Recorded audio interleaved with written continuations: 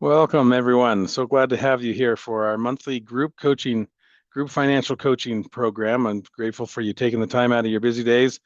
Busy summers now kicking off. It's kids are out of school. I was talking to one client, they're about ready to have the kids out, and some kids are around here or have been out for a couple of weeks already. So it's busy time, and summer is off in full swing. So grateful for you taking time out of your schedules to be here and learn together and help each other. The whole point of this is to create this community so you can learn from each other and learn from me. And we're going to make this an open discussion and group coaching to learn and grow together. So I appreciate you taking the time out of your time out of your days to do this. All right, just as a way of introduction, if you haven't been to one of these before, or it's your first time, or if you're not familiar with me, you're working with one of my other coaches. That's great. My story. My name is Brian Halverson. I've been in the financial industry for the last 23 years, more than 2 decades, helping individuals and families from young students to retirees and everybody in between, helping them to start learning to win with their money, having to figure this stuff out. So end the stress and end the struggle. That's my mission, is to help people to just find some peace with money, make money a safe topic in their relationships, in their personal lives.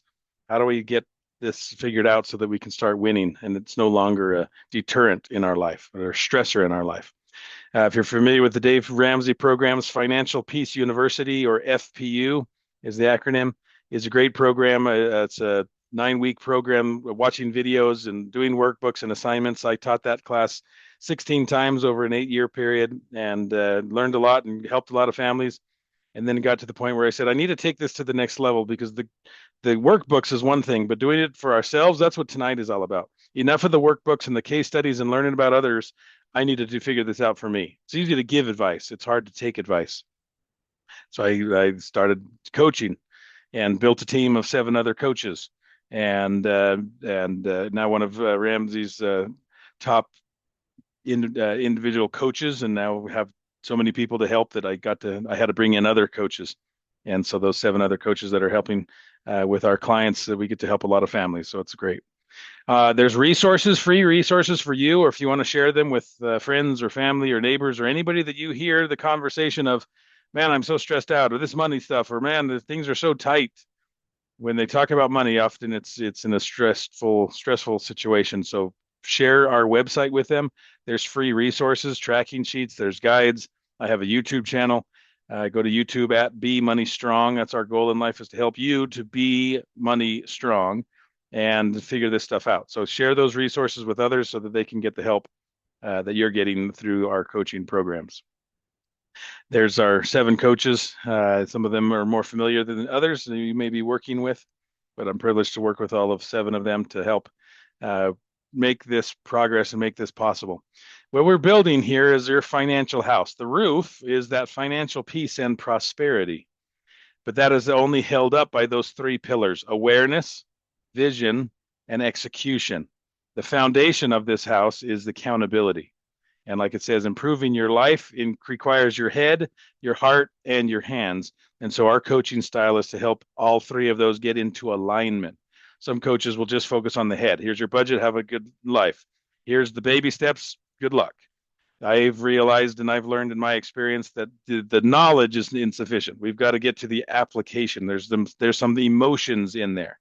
So I got to get it from my head, through my heart, out my hands, and get all 3 of those working together so that I can make lasting change. And today's topic we're going to talk a lot about is on that awareness pillar, to really make sure that we know how to budget and where our money is going and where the money leaks are, and how do I can I take the summer off, please?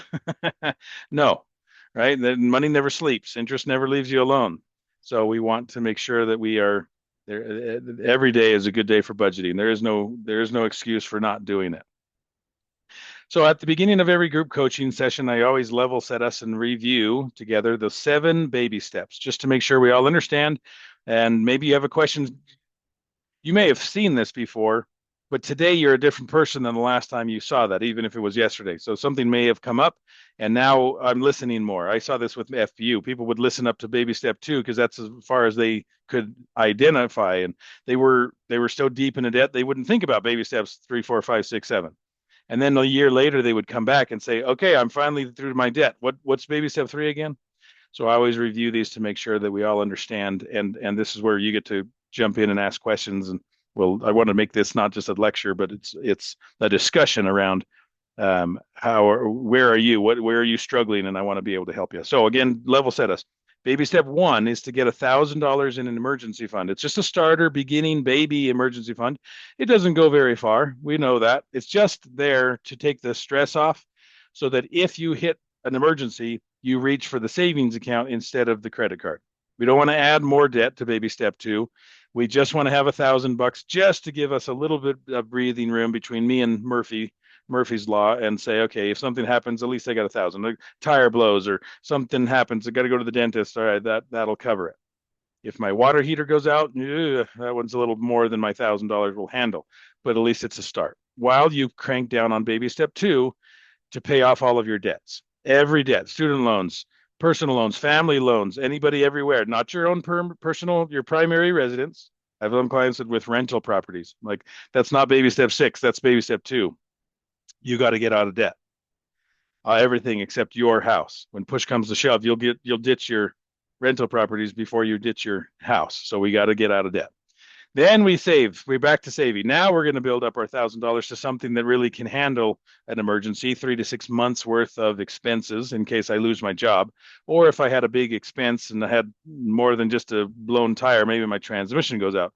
That's where that 3 to 6 months is going to come in handy. Then once I'm done with that, I stop saving for the short term, the emergencies, and I start saving for the long term, my investing. I want to retire someday. My favorite quote from one of my clients, she says, "You know what, I would like not to die over my keyboard." That's a memorable phrase. Yeah, I don't need. Yeah, well, let's not die over our keyboard. That's our homework to this week: is don't die over your keyboard. I need to be saving. I need to be investing. And whose job is it to provide for me in retirement? Me. I'm not counting on Social Security. I'm not counting on anybody else. This is on my shoulders. So I better be saving 15% of my income into my retirement. That's household income. I get the question often, if me and my spouse work, is it 15% for both of us or just me? It's for both of you. It's the household income because both of you are going to retire. So we need 15% from the total income from the household that we're putting 15% away into retirement. Now, this sounds like a great plan if I was 20. I'm a few years past that, and I'm a little closer to retirement than I used to be. And so possibly, depending on your circumstances and your needs and your time horizons and all that fun stuff, maybe I need to put more than 15%. So there may be some nuances and some personalization. That's what personalized coaching is all about, and that's why asking questions is all about, is to say, well, what about me in my situation that I'm this old and this is what I want and this is what I need and da da da da da, and you might need to be putting more than 15% in, or you might be able to be low because you started so early, or this is the best news ever when I get to do this with clients, is we calculate it, keep doing the 15, and you get to retire early. You don't have to go till 65 or 67 just because that's when the IRS, the Social Security says to retire. If you retirement is a number, not an age. So get your number and go out and play, right? Get your homework done and get out to play. After baby step four, then I'm going to save for my kids' college, if that's applicable, or if you're an empty nester or you don't have kids, great. You get to skip step five. I've got 5 kids, so I'm going to be in step five for a while. So then we're going to get to baby step six, pay off our house. And baby step seven, the ultimate goal is to build wealth and give. So it takes us to live like nobody else through baby steps 1 through 6, so that later on in life we can live and give like nobody else. So those are the 7 baby steps. So let me pause for a second. Any questions, comments, concerns? When you think about the baby steps, what comes to mind? Is it helpful? Is it a path, or is it a bunch of roadblocks? How can I help you when it just comes to this baby steps? So feel free to come off a mute, or I'll watch the chat as well. You're welcome to put in any questions or comments in the chat, and you can participate in either of those forms.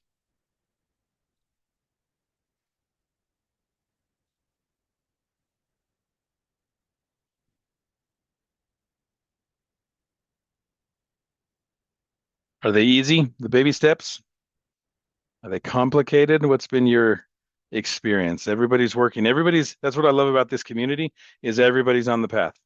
And you might be at baby step 0. Oh, what's that? That's not on the list. That's what we're going to talk about today, baby step 0. Maybe you're baby step 7. I've got clients in every step. So for you, as what have you noticed? What's been your hardest? Do you want to come off of mute or put it in the chat? What's been your hardest baby step? And my hardest baby step is probably still step 2. Okay. Thank you, Kim. Yeah, Hmm. what is the biggest what makes it so hard? What's your experience been like that you can Just share with the being others? able to pay off the bills, having enough money to pay, to pay off the bills. Okay. Very good. Hmm. Yeah, yeah, that's the tough one. Nicole says in the chat as well, baby step 2, she's with you. Yeah, often 2 is hard because it's just often it's hard. Here's a psychology answer. Often it's hard because in the past ignorance was bliss. And now awareness is painful. That first pillar, awareness, I wish I could go back and put my head back in the sand. And it was easier when I didn't know. But now, once you make the decision that I'm going to get out of debt, I'm going to live a different plan, it definitely takes behavior change, and that's the hard part. The math is easy; it's just addition and subtraction. That's not what makes it hard. It's the behavior change that makes it hard. And then realizing, man, this is tight, and I guess I can't have everything. I can't have my cake and eat it too. I've got to make some sacrifices. We're going to talk about that tonight, and I've got to put as much towards that as possible. And then it's just a long road.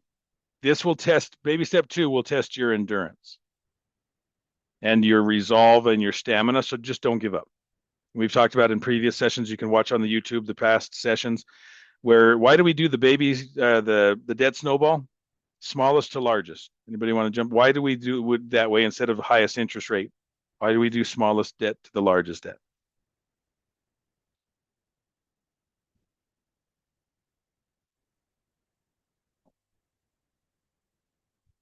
Anybody know or having an idea? It's not from a mathematical answer. Go ahead, Kim. I guess it's because it's easier to work from the smallest up to the largest instead of the largest. Because if the largest is going to be for made, it's going to take long to get it paid off. Yeah. Yeah, it's just as hard to pay $100 as it is to pay 100,000 off. Why? It's the same amount. If I'm putting $100 towards my debt, it's just how long is it going to take me to get to this journey, right? The journey of 1,000 miles begins with a single step, and every $100 that I put towards my debt is one step towards debt free. And how long is this journey going to take me? Well, why do we say small debts first? Is to build momentum and to prove it to yourself. This path works. Look at that $300 small loan. I paid that thing off. If I had $100 a month that I could put towards it, that's 3 months. I'm done with that guy. And then I'm going to take its payment plus that $100 a month, and I'm going to roll it onto the next debt. And I'm building momentum. That's the whole point. It's not about math because people always are like, Brian, I want to do this one because this one's 20%. Why would I pay off the car at zero? Why would I ever pay that off? Well, it's not about a mathematical interest based answer. If it was interest based, you shouldn't have gotten the loan to begin with. So it's not about interest. It's not about math. It's about behavior. It's about the psychology and the stamina because you prove to yourself this stuff works and I'm making progress. So that when it gets hard and you get to that $20,000 loan, man, that's going to take a long time to pay off. But I know the process works because I proved it on that $300 loan and that 500 and that 1,000 and that $2,000 loan. This process works. And now it's just about stamina. And as I've taught in the past, sometimes you have to create celebrations along the way. You can't wait for the payoff. Paying off a loan is definitely a win, but every payment is a win, right? Do you celebrate every mile of the journey, or do we only celebrate when we get there? If I can learn how to celebrate in the journey, it makes the journey a lot more bearable. I know when I was a kid, back in those days, we didn't have all the TVs and all the entertainment that we bring along in the car. For me, it was like bring a book or look out the window. That was our source of entertainment. Oh, and what was the proverbial question? Are we there yet?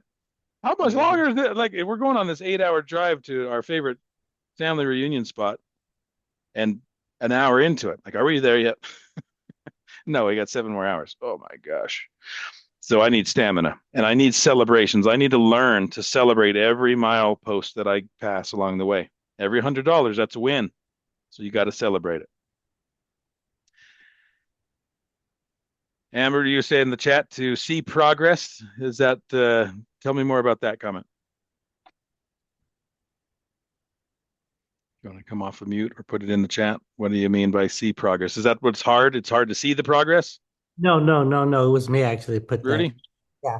No, actually, you see progress. You see one. Oh, If what we did was we actually put it on paper and put it on the fridge. And every time we knock down a small bill, we'll put it on the one that's gone. And eventually, we started seeing the bills going less, less, and less and less. It made us feel good. excellent. Love it. Yeah, yeah, you've got to see the progress because when you can't feel it, you got to see it, right? You can see it and feel it to see it. You got to do them both. So, I met a family who's been on this journey for a long time, and in the old days of Financial Peace University, they had this trifold out like this. It was like 2 feet long, and it was this big tracker of their debt, and you could see them, and they would color in the spots. Like it was like $70,000, and they were just coloring in all the spaces. We're making progress. We're making progress. We're making progress. Stick it on the fridge somewhere that I can see it. So when I feel tired, I remember where I'm going and why am I heading there. I need to remember the destination. Where am I going? I got to get baby step 2 is not the end destination.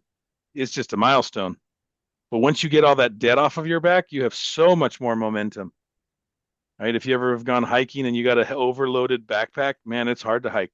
If you let the weight go, you can hike a lot farther, a lot faster because you're not carrying so much weight. So that's what our putting baby step 2 is put down the weight. The dad, take the rocks out of your backpack. And then you'd have all that unmet or untapped resources, get rid of all your debt payments. And that's how you blast through baby step 3. But it's interesting because some people struggle with baby step 3. As hard as 2 is, they struggle in 3 because nobody makes them do it. The creditors are making you pay them. But baby step 3 is just yourself. Your future self is counting on you to save. But I have a lot of clients that struggle in baby step 3 because they say saving is boring, or there's nobody making me do it, or I'll just do it later. I can't put off the car payment, but I sure can put off my saving payment. So it requires a different level of discipline. Every one of these baby steps will test you at a different level. It's really interesting. Right? Some people struggle with 2, some people struggle with 5. Some people struggle with you're gonna find your learning curve in every one of those steps along the way, which is why coaching is so important because we help you to navigate those blind spots. Or I didn't know what to anticipate. I'm finally in the baby step 4 and I don't know what to do. I need a guide. I'm finally in baby step 5. What do I do? Okay, that's where coaching helps us to navigate. And that's why we come here is to ask these questions. So let's keep going because I'll talk all day long about this. This is good. I thank you for your participation. I want this to be beneficial to you for making the sacrifice to be here. Every month we also follow up from the last month because it's about progress. It's about accountability and making moving towards your goals. So last month's topic was time sucks and money vampires. Interesting topic. We talked about things that just seem to waste our time, and I can really go down the rabbit hole with those YouTube shorts. Or man, my money just disappears in some of these areas. They're money leaks or money vampires. They're just sucking me dry. So think about it for you. Over the last month, what did you try out? Or how did you apply what you learned? If you were here in last month's session, what did you do as a result of group coaching? And if you weren't here last month, what successes and wins have you had over the past month? You have to learn to celebrate more because the more you celebrate, the more momentum you create. We are the creators of our momentum, not the recipients of our momentum or the life experience circumstances that create momentum. I want you to learn to create your own momentum, and celebration is one of the biggest ways. So think about it for yourself. What's gone well for you over the last month? Rudy and Amber say I have been more aware of how I'm spending my time. Okay, awesome. Not even money. It's about your time. Where's your time going? It's very similarly executed when it comes to time and time management and money management. Like our brain is this great library and it files everything away. And on the shelf where it's filed money is right next to it is time. They're both limited resources. I have to learn how to manage it. I have to learn how to have boundaries. I can waste my time just as much as I can waste my money. So I'm glad that you're watching that now and got some value out of last month's coaching. Thank you. Anybody else? Successes and wins or things that you've learned and applied over this past month? I Cool. canceled my retirement, like, or funding it essentially. Yeah. And then I also canceled two streaming services Nice. and something else. But basically I just went through like all of my expenses and I was like, okay, where is like money just going away? I mean, most of it honestly was like food, but Yeah. I'm working on that. But I just looked to see like what other spaces could I just not need to spend money like right now, basically. Excellent. I love it. Not right now. Just like your retirement, like, whoa, you stopped your investing. I thought that was baby step 4. Well, yes, when I get to baby step 4, but if I'm in baby step 2, now's not the time. So I need to pause that. It's not never. It's not a no never. It's just a not yet. Not right now. Right now, I need the income that I would have put towards my investing. I need it to get out of debt. Because, oh yeah, but investing is a good thing, right? Well, yes, it absolutely is. And maybe I could be getting 8, 9, 10%. Well, some of these loans are crazy. I talk to people, how much are you paying on your credit card? Well, that one's 33 and that one's 24. So how's your investing growing when you're paying twice as much to the interest? You're losing more interest than you're gaining. We feel good about investing. We know it's a good thing. Well, yes, it is a good thing at the right time. So thank you, Nicole. That's very brave of you to say, okay, I'm going to take the deep breath. All right, pause the investing, and I'm going to just plow it all into my debt snowball. So good. And subscriptions, right? Yeah. Do an audit. We're going to talk about that with budgeting tonight. Is do an audit over where every dollar is going. And does that provide the value that you're looking for? Or do you say, I'm going to cancel it? I had a client say, yeah, we looked through our budget and we found that we have a car wash membership for a car that we sold 3 months ago. Whoops. I thought you were going to cancel it. No, you said you were. Uh-huh. So we all have money leaks. Now's the time to start identifying them and plugging them so we can put that money towards something that is more beneficial. So let's dive into our conversation tonight. So I always maybe have a weird sense of humor, but let's talk about our greatest fears. So here's a quiz. What the heck is arachnophobia? Anybody know? Started with the easy ones. What is arachnophobia the fear of? You put it in the chat or come off of mute. Is it snakes? That one is not. I should have looked that one up. Oh, spiders. Is it There it spiders? is. That's the spiders. That's the spider one. Yes, that one's the spiders. Now, claustrophobia. Okay, that one's a little more familiar. Maybe what's claustrophobia mean? Being in tight spaces. Excellent. Yep, small spaces. I feel like the world is closing in around me. Whew. What the heck is that one? Now I struggle with pronunciation. Galeophobia. Anybody ever heard of that one before? No. I struggle with this one. I never knew what to call it, but I definitely do. Sharks. Somebody let me watch Jaws way too early when I was a kid in the 80s. And man, I have never been the same. And I'm a scuba diver and a snorkeler and I love it. But man, I always know Jaws is just waiting for me to get in the water and he's coming for me. So man, I struggle with galeophobia, but I don't let it hold me back. I'm still snorkeling and scuba diving. Well, how do you pronounce that one? Arachibutyrophobia. That one, this was the most random one I've ever heard of. The fear of getting peanut butter stuck to the roof of your mouth. There's a name for it. Well, what? That's so random. All right, here's the one I want to focus on. Spectrophobia. Anybody want to take a guess at what the heck spectrophobia means? What's the fear of? The fear of being introspective or something like that. That's a really good one. It's close. It's the fear of reflections, which is a form of self-reflection, self-introspection. I don't want to look at myself. So they avoid mirrors. Mirrors are dangerous for people that suffer from spectrophobia. So why do you think they would fear your own reflection? Why would somebody fear that? I understand sharks. The shark's going to kill me. But a Mhm. mirror? Why would I be scared of my own reflection? See the Yeah. truth. Afraid to see the truth. Amen. There it is, Kim. You see the Hmm. truth. I can think I'm very handsome, and I got it all put together until I look in the mirror and I think, whoa, I didn't do my hair today. Or man, I got a little shadow. I got a shave, or man, I put on some weight.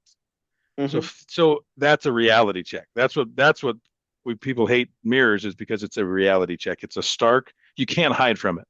It's me, and I can't hide. And it breaks the thought the bubble I have about myself in my own head. Well, do you fear your own financial reflection? And often people at the beginning of coaching and even the existing clients often will struggle with the fear of their own financial reflection. So think about it. What does your spending say about you? Yes, it is. Yes. Hmm. Does it really reflect my priorities? What categories stress you out the most? And think about what are your potential money leaks? Knows everything. So where are your struggles? Anybody want to come off of mute or share or chat? Anybody want to share what their money links or what categories stress you out the most? I bet they're similar between us. Mhm.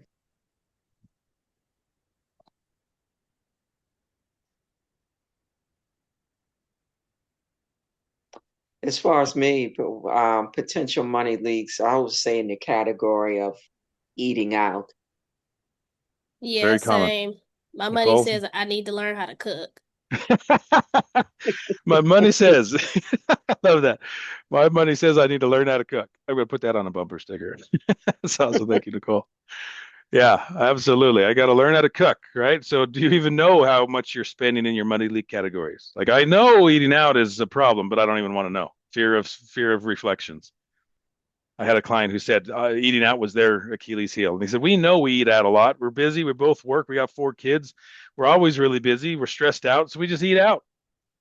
And then we promise we'll eat the leftovers tomorrow. But then tomorrow comes and who wants to eat cold leftovers? So we eat out again. And they finally stopped and said, okay, we got to get the self reflection over with and we got to become aware of what we're spending. And they realized that they were spending $400 a week on eating out. $1,600 a month on eating out. That money tells them they need to learn how to cook. So but with that awareness, then they were able to start changing it, and they went to less than 160 a week, from 400 to less than 160, and it didn't kill them. They weren't starving to death. It was just about that awareness, learning that's my money leak. Okay, let's get a handle on it. Hmm. There is no safety in ignorance. We think that ignorance is bliss, but it is not safe. So please don't fool yourself thinking, well, I don't want to know, or I'll figure it out next month. It's overcome your spectrophobia and look in the mirror and see that money. Where is the heck is it going? So that awareness or tracking in this case leads to greater success. So tracking is actually the very first step in budgeting. When Hmm. you're going to get to a budget, first a budget, we'll talk about this in a second. But first we're going to start with just tracking. That's our very first step. That's where we begin. So what do you think of when you think of tracking? What comes to mind?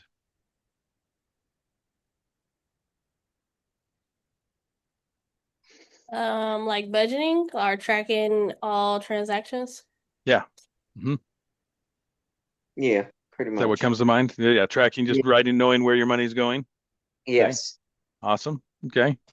So here's a different take on tracking, right? I'll give you a little personal experience, and I'm going to use lots of stories to try to illustrate the points that I'm trying to teach in our conversations. But think about this. Here's a different topic. It's like time management, money management. Well, think about water. Well, how much water are you supposed to drink each day? Do you know that? Do you know your number? I didn't know that's right. And I'm trying to improve my health. And so one of the health coaches says I need to drink more water. Your body needs water. Well, I drink throughout the day. So yeah, I drink. So it was shocking when he said, well, you're supposed to be doing 120 ounces per day. What? How many glasses is that? I don't even know. How do I measure that? Oh, well, I got myself my favorite hiking companion. Here's my Nalgene water bottle. So I got this. It's 32 ounces. So I use it. Got it sitting right here next to my desk. Here's the real one. I fill this up and I use that. And I use it and drink it and fill it up.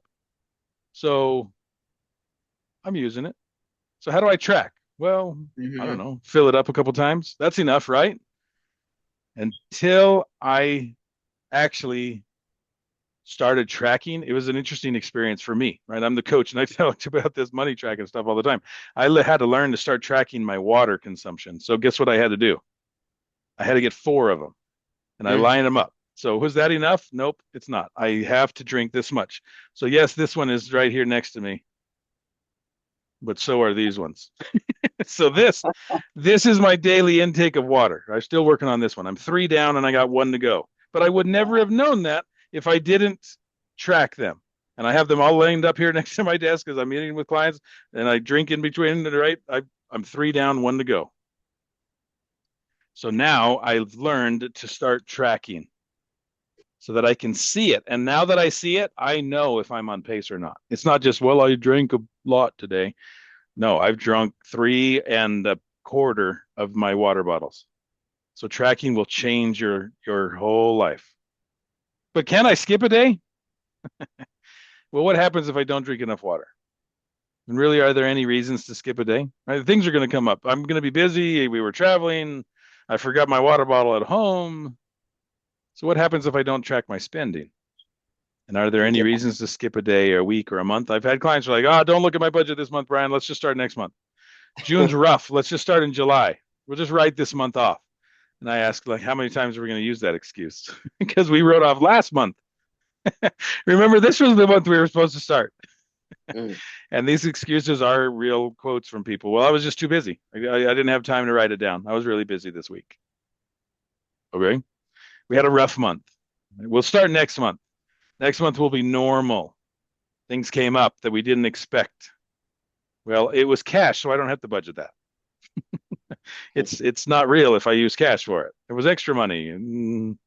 We come up with all kinds of excuses to convince ourselves that what is necessary is not that important. And that's where the challenges and the failures come in. So we got to watch that. So tracking, step one, right? The first step leads to then to planning. So what comes to your mind when you think about budgeting? Is it a happy thought? We can be honest here. I think about managing Okay. my money, Awesome. about budgeting. Yeah, budgeting about managing. Yeah. Yeah. It's like being a good steward.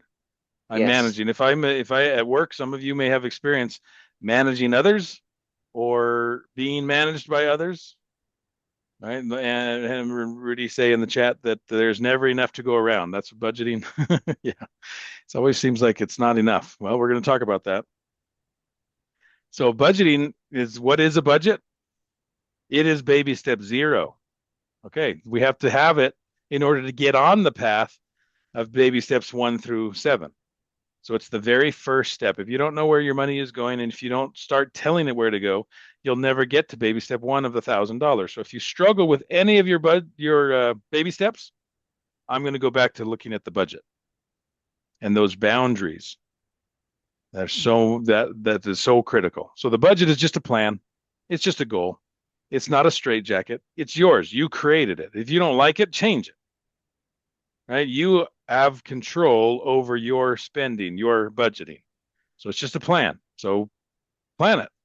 Think about the last vacation you went on. Did you just wing it and figure it out? And we'll just get in the car and we'll start driving. Well, what am I supposed to pack? Are we heading to the mountains? Or are we going to the beach? Do I need a swimsuit? Do I need a snowsuit?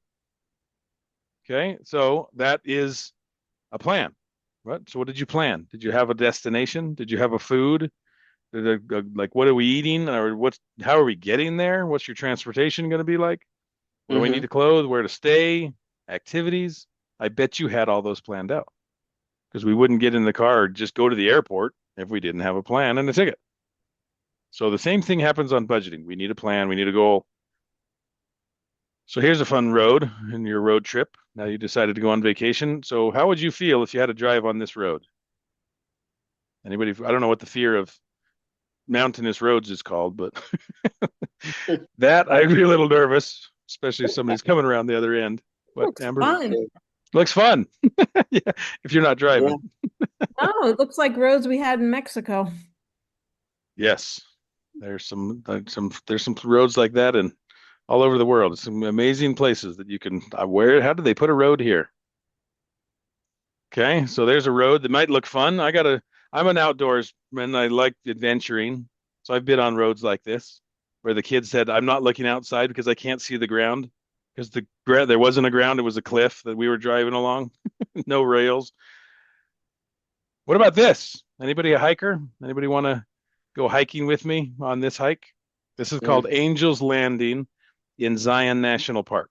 One of the number one visited national parks. I'm a national park nerd. I love visiting the national parks. This one is Zion National Park, called Angel's Landing. So anybody up for it? A hike? You want to go on this hike with me? I've never actually done this one. My brother did this one. You have to hold on to those chains. And if you find somebody coming down the other way, you better both figure out a way to pass each other while still holding on to the chain. Would you hike without holding the chain? There's actually people that have died on this path because of falling off the trail tragically, and they've died. So they have to monitor, and they do permits now to be able to hike the Angel's Landing. So that chain is your budget. It keeps you safe. It helps you to know where you are on the path. Don't let go of that chain. So how do I start? All right, we understand the need for it. We've formalized that I've got to do it. I got to start. So how do I get started? Or how do I get back on the wagon if you find yourself struggling with it? Well, first I say we got to complete an awareness activity. What is that? I got to look at the past before I decide about the future. I need to know where I've been in order to know where I'm going to go. So there's two ways of doing this. I call it the analog way and the digital way. So we're going to have you think about it. Which way do you prefer? And I have clients that will do each of them. And I don't have a preference, but I'm surprised. They're like, no, they want to go that. Okay. So I've got clients that do it on a spiral bound notebook, piece of paper, and a calendar. Great. I've got people that use an app for it. That's great. It doesn't matter what you use as long as you use it. That's the point. You got to do it. So let's talk about for the analogs out there who wants to do it that way. What you're going to do is you're going to get the last 30 days worth of transactions from all of your cards and all of your bank accounts. So go download them from your bank, your online banking, collect those statements. I need you to know where every dollar went over the last 30 days. You're going to give every transaction a category. You're going to give it a name. This chevron, I'm going to call that gas, but this chevron, I'm going to call that eating out, because that's my wife's Diet Coke addiction. If it's $5 or less, I know it's Diet Coke. If it's more than $5 a chevron, I know it's gas. Okay. Be careful with your categories. We don't want to have too wide of categories, and we don't have too narrow of categories.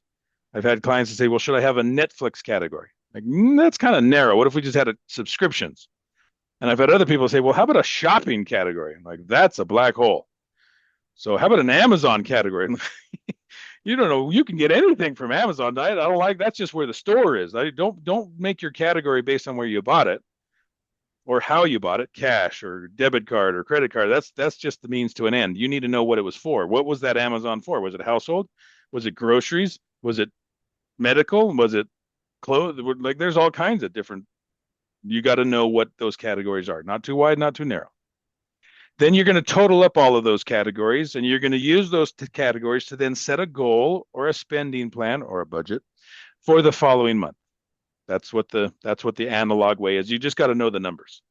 So you get bonus points if you go more than 30 days, because you'll see things that in the past where, well, last month may have been an anomaly. But is that normal? I don't know. Let's look at the previous. Let's look at May. Let's look at April. Let's look at March. Be careful that the nerds out there will have fun with this. And I had a nerd client who did it for 28 months. He went back like, I went 28 months, every transaction. I got an amazing spreadsheet.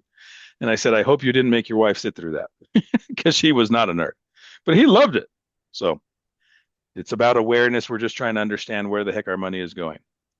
There are forms that will help you to do this, and they're all on my website or on Dave Ramsey's website. There's the quick start budget. That's the most simplified version. There's the monthly cash flow plan.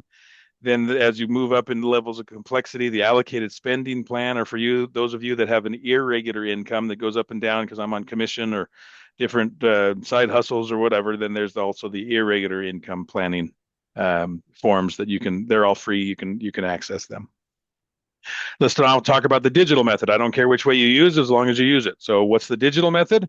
Is we're going to use an app and we're going to download the transactions. And so we're going to use the app connected to my bank account, and it's going to download the transactions. That saves me from having to go get the cards and the bank statements and do all this stuff by hand. I just want to download it. We don't want the solution to be worse than the problem. If the pain of the solution is greater than the pain of the problem, we'll just keep putting up with the pain of the problem because it's less painful.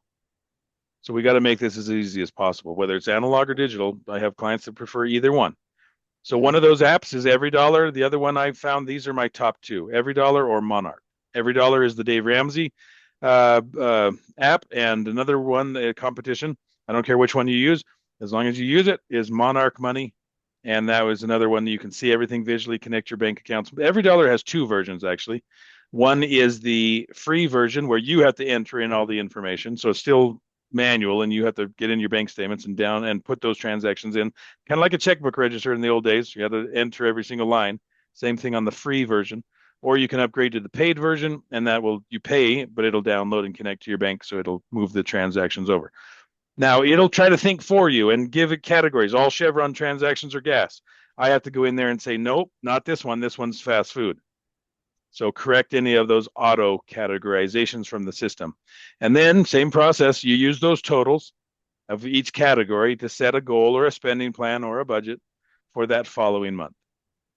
The whole point of this is to build your awareness. What are your fixed expenses and your bills? Where's my rent? What's my mortgage? What's my loan payments, my phone bills, my subscriptions? I got to know my numbers. What are my variable expenses? Like maybe that's the food. Right? That often is one of the number one money leaks for clients. Is eating out and food. It's just so dang convenient. Entertainment, right? I'm stressed. I need to go do something. Utilities, those go up and down. Gas for my car. Yeah. Okay. So those can be money leaks for people, or they're at least in the variable expenses. They're not the same amount every single month. Okay, continue to build awareness. Here's Billy Graham's quote. Give me 5 minutes with a person's checkbook and I will tell you where their heart is. I think Zig Ziglar said it the same thing. Show me a person's calendar and their checkbook and I'll tell you their priorities. So what does your budget tell you about you? Like Nicole said, my budget tells me that I need to learn how to cook. That's a great learning. Mm-hmm. Okay, so homework, you got to review your category totals. Don't run away from reflections, right? This is the mirror, and this will just tell you history lesson, right? I always say you can't get mad at history. The only choice is to learn from it. So when you do your budgeting and you look in the awareness in the past, it's just an awareness activity. It's just history. So don't get mad at it. Learn from it. What stands out to you? Whoa, I didn't know this was so high. I didn't know there was that much. Is often the comments that I get. Amber, just looking at the chat. How much does Monarch cost? I think it's like $100 a year, if I remember right. So that it's similar to what the Ramsey one is. They're competitors, so they're competitively priced against each other. If you are working with one of our coaches, they can sponsor you in Monarch. There's some differences between one and the other. It's not right or wrong, but from a Monarch perspective, I can sponsor my coaches or my clients. I mean, and then it's only $10 to you, so I get you a discount. So if you want to do it through your coach, talk to your coach and see how do I get on Monarch and can you sponsor me? If you already have it paid for, then I don't know how it works. You'd have to talk to. It may only work till the next year when you renew. Otherwise, you have to talk to Monarch. That's not something we control. But I know if you go through a coach, then we can get it for $10 and we can log in and see it over your shoulder. So that's nice. With EveryDollar, my clients, they have to share their screen and I can look and see what their budgets have done. On Monarch, they can share it with me and then I can log in and I can see their all their info, and I can get in there and help them and move stuff around and help them navigate so the technology doesn't get in your way. So talk to your coach about that if you want to go down that road, and it just would add $10 to your coaching program, and you get it cheaper than buying it yourself for $18 a month or whatever it is. Okay, so the categories, if does it reflect accurately where your heart is, and if not, what would you like it to reflect, and where would you prefer to your spending to be? Maybe it is on baby step 2. I really want to get this debt off my back. A client this morning said, I was out of debt once before. I remember how good that felt. And they had some life go sideways, and now they're back to $8,300 in debt. So their goal again is to do baby step 2 again. And that often happens, right?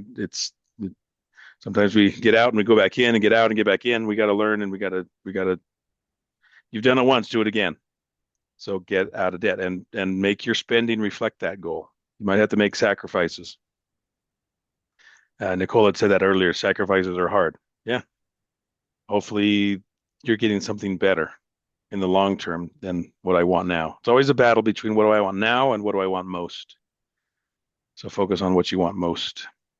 Okay, so order of operations when you're doing your budget, no matter what form you're doing, whether it's the analog or the digital way, you're going to start with your income, right? That's your ceiling. I can't spend more than I have.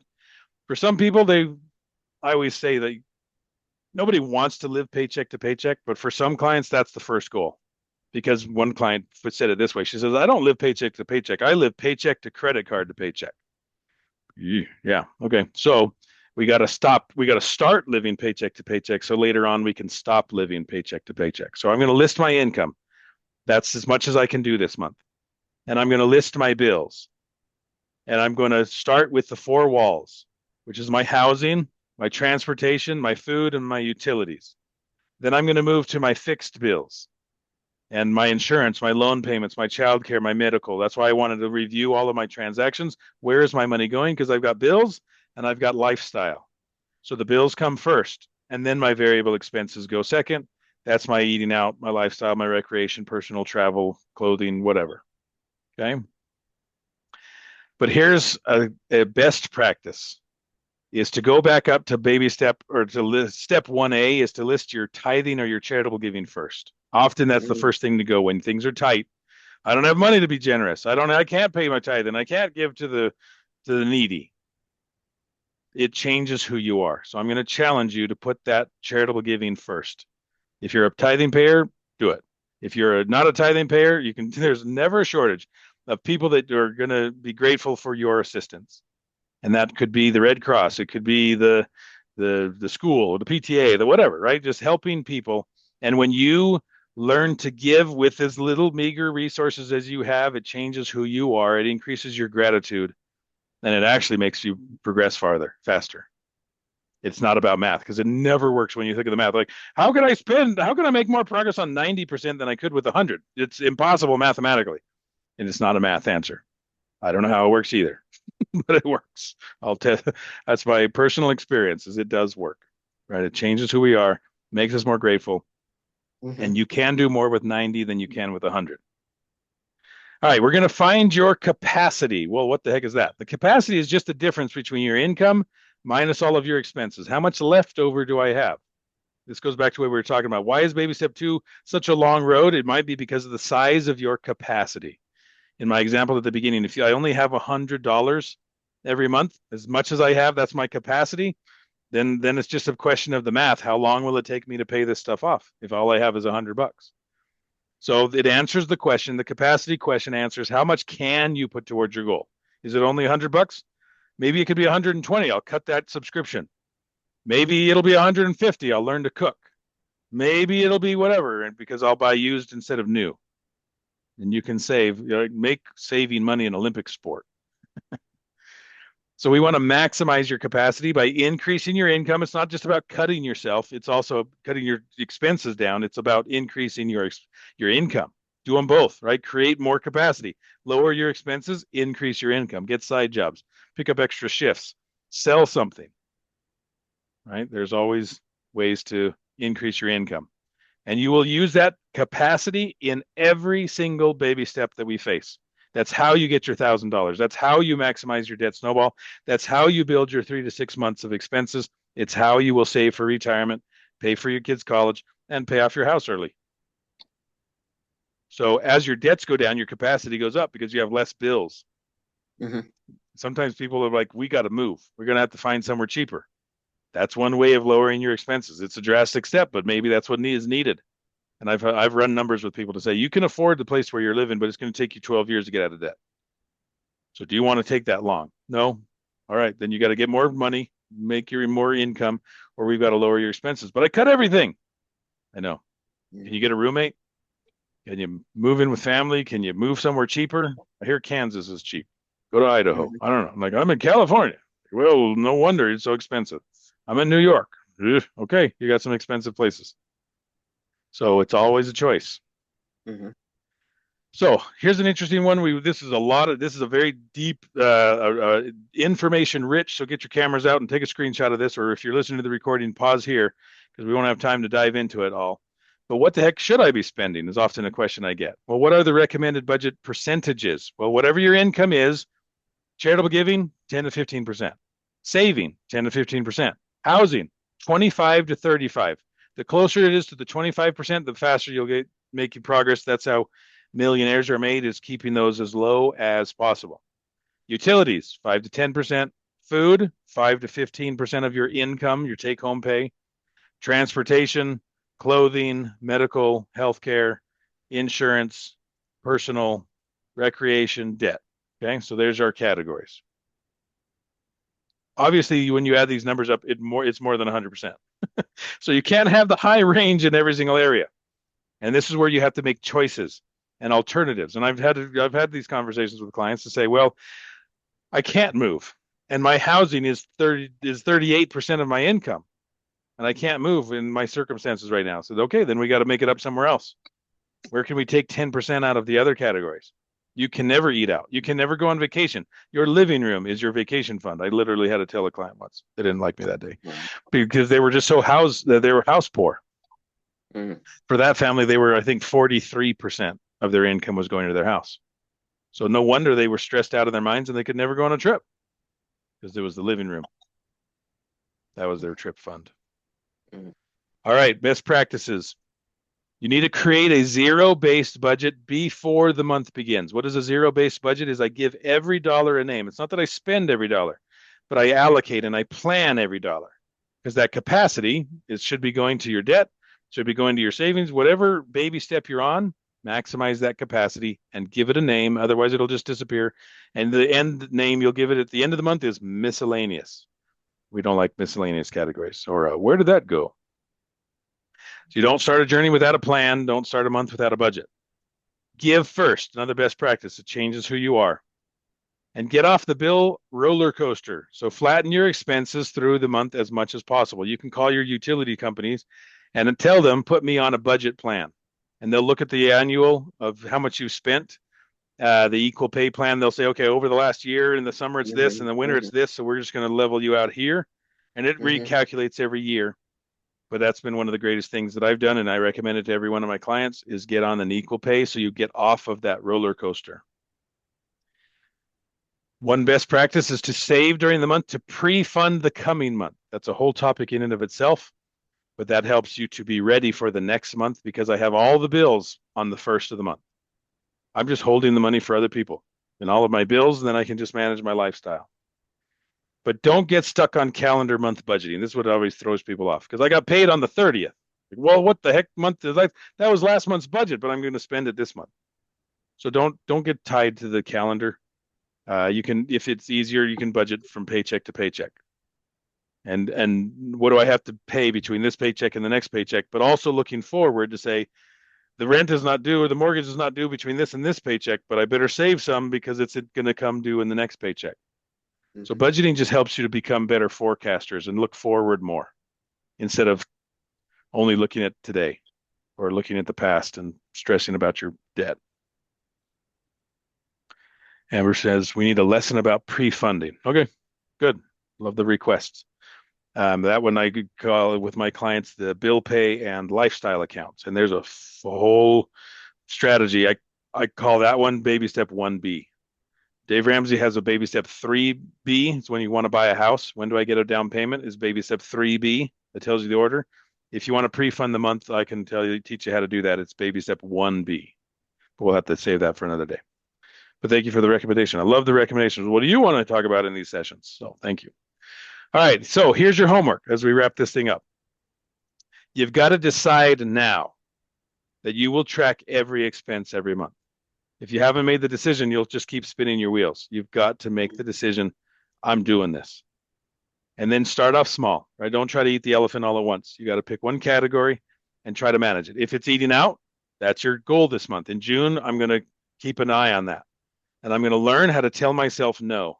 I'm going to learn to start watching and learn to hit the brakes earlier so that I don't overshoot my budget. You can have a budget for any of these categories. I tell every one of my clients, right? Some of you can finish my phrase. You can have anything you want. You just can't have everything you want. So make a choice. If you want to eat out, great. It's going to come out of somewhere. It's going to slow your debt snowball down. But if that's what you need to have the stamina to go, I'd rather you stay on the path and slow it down than to get off the path and just say the heck with this, and then throw up your hands and give up. I'm very interested in the stamina and the longevity of everyone that we work with. Now, redirect to homework again. Redirect more money towards your goals and your priorities. So maximize that capacity. What things can I cut? What can I reduce? Sometimes it's not about cutting; it's about reducing. I had one client. It's like I gotta save on my water bill. I'm going to save on my electricity bill. So I'm going to turn the lights off more. I'm going to watch. There's so many things you leave plugged in. My computer, my TV is always plugged in. The cell phone charger, it's taking energy. Even though it's not plugged into anything, it's eating energy. Your energy bills go up. So turn everything, unplug everything. That was her strategy to change her expenses. Once you master one category, then just add another. And baby step this one step. I'm learning. I got the hang of eating out. Now I'm going to work on my clothing. Now I'm going to work on my travel. Now I'm going to work on my entertainment. Everybody has their own money leaks. And in the process, you got to practice a lot of patience, a lot of grace, a lot of compassion. You're learning a new skill, right? When you have a child that's learning to walk, you don't berate them. You don't talk down to them. Why can't you walk yet? You would never do that to a child. Why do we do it to ourselves? We're learning a new skill. Budgeting is not for the faint of heart. It's not complicated, but it can be hard because it's learning to say no to ourselves. And that's one of the hardest things ever. So here's your rules. No blame, no shame, no judgment, no defensiveness. This is your life and it's your money. So now it's time to start winning with that so that you are the captain of your ship. You are the master of your fate, as the poem says. So you are responsible for this. So as we wrap up, what questions, comments, thoughts, anything on your mind that I can help with? Could be about this topic, could be about any topic. When you say the emergency fund, and you think about the categories that fall into an emergency fund, like having money to be able, with people being laid off, special federal workers. Yeah. Yeah. I ended up having to retire as a federal worker, so now I'm retired last month. So as when you think about these emergency funds, you think about rent. Do you save towards is it like a set money goal? When you have an emergency fund, is it a set money goal, or you measure like how much I'm gonna need for my rent or mortgage payment? Yeah. Is that what you do? Yes, good. So because we've done the budget, and now I look and I can see that I need $5,792.87 a month for all of my bills. My lifestyle, I had one client, she said, well, unemployed Brian can live on this. Employed Brian's budget is this, but unemployed Brian's budget is this. It's like, that's a good phrase, right? So I have my bills and I have my lifestyle. And you can say, I'm put those together now that I have my budget and I spend $6,000 a month on my lifestyle. Well, okay, 3 to 6 months would be $18,000 to $36,000 that you need. So yes, Kim, it is definitely a money number goal. You have to know your destination so you know when to stop. And if you don't know when to stop, you can over habitualize a good thing. I had a client who just knew they needed to save. And he was saving. And I'm like, what are you saving for? Well, just for a rainy day. I'm like, how much do you need? And he finally figured out his number. And I said, you were done $40,000 ago. Why didn't you stop? I didn't know. You ever been on a long road trip and you forgot to get off the freeway? Probably not. But we do it. You can habitualize a good thing and not know when to stop. Like, stop saving. It's time to move on. It's Mm-hmm. time to start investing. So yes, Kim, that would be your specific homework, is to look at your budget and see how much does it cost for me to live my Okay. current lifestyle. What would be 3 months of that? Maybe it's $18,000. Now you could also look and say, well, if I lost my job, I'm not going to go on these trips and I'm not going to be buying all this stuff. So I can have my beans and rice budget or my current lifestyle budget. And maybe this one's 18,000, maybe this one's only 12,000. Either way, I know my number and I got to get to my 12,000. That's after baby step 2 though.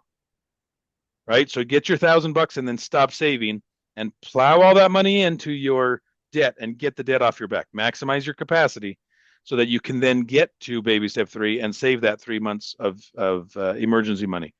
Now, what is it for? Could be for medical. It could be forced retirement. Well, like, what happens if I lose my source of income? Right? I've had multiple federal employees worried about Doge and all the what's going to happen. Elon and holy smokes, right? There's a polarizing topic. So I have people that work for the Department of Defense, the Social Security Administration, multiple federal employees that are worried about that. So we need that in case something happens. We talked about this with COVID. Like, what happens if COVID, I go sideways in my job and it's not here anymore? We need that 3 to 6 months. It's a bridge between now and me finding another job. I'm retired. Well, can you retire? I had one client who said, yeah, I went to meet my investment advisor and he said, congratulations, you're retired. You can stay retired for 7 months. Wow. And then you got to get a job. Wow. Like, you didn't hit your number. Get back to work. Amber, you got your hand up. Well, I have a Comment? question that Yeah. goes along with what Kim said. Because she was probably unwillingly retired, Yeah. She didn't retire. They retired her. yeah, they retired her. She may be looking to work again. I don't know. But if that's the case, should she hold on to her money and keep that emergency money because she's in an unstable situation? Great question. Yes. I'll give you the example with COVID. When things were so uncertain with COVID, we said stop the baby steps to snowball and stockpile your cash. Because in this case, you know you need it. So if you know, like if a pending layoff is coming, you stockpile the cash and you pause all other baby steps because you know you're going to need it. So I'm going to put my capacity that I was putting towards my debt snowball. I'm going to put it in my emergency fund because $1,000 is not going to last me. And I know I'm going to have an emergency because they're talking about layoffs. They just gave me a severance package. Life is going to happen. You're right. If here's the harsh reality. If your numbers are not such to support you in retirement, then you have to go get another job. But I got laid off. All right, got another job. And that's where I do career coaching and say, okay, we got to look at your talents, your skills, your passions, your abilities, and we got to go find somebody that's going to pay you for helping them, whatever, like tutor, rake leaves, right, deliver food. There's always something that you can do to make money. Find your competence, find your passion, and find a need that somebody's going to pay you. And I've had people like, I'm in the Department of Education and I got laid off. Like, good, go tutor some people. Math is still hard for people. So be a tutor. Like, but I'm 75. I'm like, doesn't matter. You haven't hit your number yet. Because a lot of our federal workers, matter of fact, in the state of Maryland here, the governor said we need tutors, we need teachers, we need teacher assistants to come in and help. Yep. So there were jobs here, but the only thing is, a lot of the federal workers were making 6-figure salaries, and if you go into the state or the city, you're not going to make that type of money, and your lifestyle is geared towards that. So. Right. You've habitualized that lifestyle. And this is what happens is people get so used to that, they won't take anything less. And I say, you guys have faced a disaster. Guess what? It's time to make some hard choices. And you're going to have to sell stuff. And you're going to have this often. I find this talking about budgeting. A lot of times people don't feel the need to budget because things are fine and their money is good. And then they go through a lifestyle change like that. And then all of a sudden they have to learn how to budget. And they've never done it before. And now The time to put your seatbelt on is before you start the car. The time to learn how to budget is before those life emergencies happen. We've got to learn how to do it. It's never too late. If something's going on, start now. We got to start learning how to put your money where, start learning how to manage it and tell it where to go instead of wonder where it went. And those, my federal employee clients, my heart goes out to them. It's stressful, but we have to learn like the math. This is a hard statement that I sometimes will tell people. I say the math doesn't care. But I'm used to this lifestyle. The math doesn't care. But I really like my car. The math doesn't care. But I can't move anywhere else. The math is the math. This is your income and your expenses. I run into this all the time. Your income is 6,000 and your expenses are 8,000. This is not a good plan. We got to cut $2,000 out of your budget. Well, how the heck is that going to happen? I don't know. Let's start cutting. Let's look at more income, right? Maybe I'm going to have to get 2 or 3 jobs. I'm used to making 6 figures. Well, maybe that one day you can get it again, but for this month, go be a tutor, go drive Uber, right? You got to make anything legal, moral, and ethical. Go make some money. Yep. So a lot of people are having to learn how to start businesses. That's one of my favorite coaching conversations is business coaching and how do I help you start a business so that you'll be a tutor. And you gotta make ends meet. The government is not going to come and save you. The government, who is not known for managing its money very well, is not going to help you manage yours. So we've got to learn how to do this ourselves. So I'm so grateful that you're here. This is where we're learning. This is where we're growing. This is where we're making these hard look in the mirror, overcoming our spectrophobia and looking to say, this is my reality. And sometimes life gives you some hard things. I say that out of empathy because I've been there myself. There could be a whole lesson about my Job years where I was at baby step 6 and I went back to baby step 1. So life happens and sometimes you face some Job-like years as well. But you can get through them. Don't give up hope. There's always hope. There's just going to take some new things.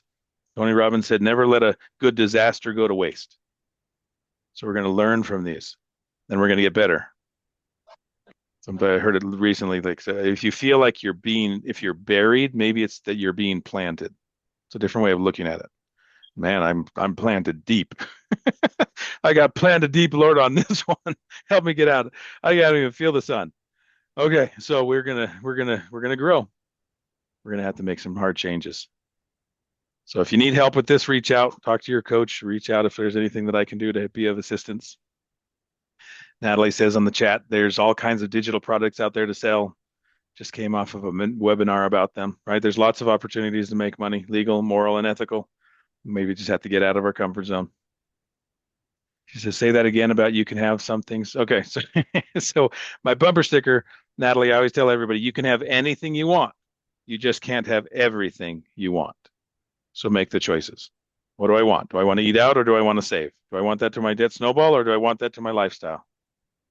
So be mindful. It's your choices. You're going to be the one that live with the consequences.